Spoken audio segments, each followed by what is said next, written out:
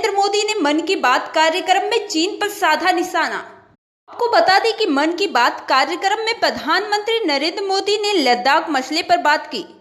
मोदी ने कहा कि भारत की जमीन पर आंख उठाकर देखने वालों को करारा जवाब मिलेगा। साथ ही उन्होंने यह भी कहा कि संकट आने की वजह से पूरे साल को खराब मानना ठीक नहीं। पीएम ने कार्यक्रम में मानसून और कोरोना संकट को लेकर बात की। मोदी ने एक बार फिर आत्मनिर्भर बनने पर जोर दिया। मोदी ने कहा कि लोग अक्सर बोलते दिखे हैं कि ये साल कब बीतेगा।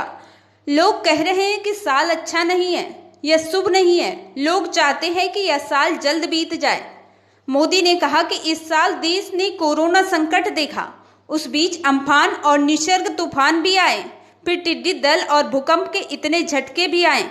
इस बीच पड़ोसी देशों से तनातनी भी हुई, लेकिन इस सब के बावजूद साल को खराब कहना ठीक नहीं।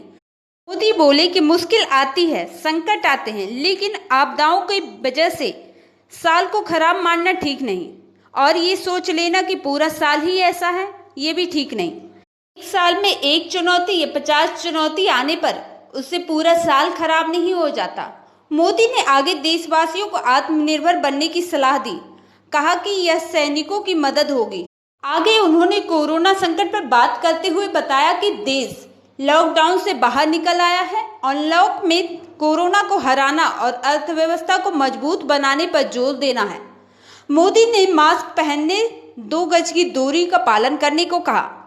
मोदी ने स्पेस सेक्टर के सुधार का जिक्र किया। कहा कि इससे आत्मनिर्भर भारत के अभियान पर तेजी मिलेगी।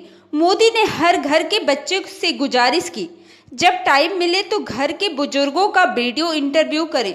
उनसे पूछें कि बचपन में क्या खेलते थे, छुट्टियों में क्या करते थे, त्योहार कैसे मनाते थे। इससे आपको 40 से 45 साल पहले के भारत की जानने को मौका मिलेगा। साथ ही उन्होंने मानसून को लेकर भी बात की।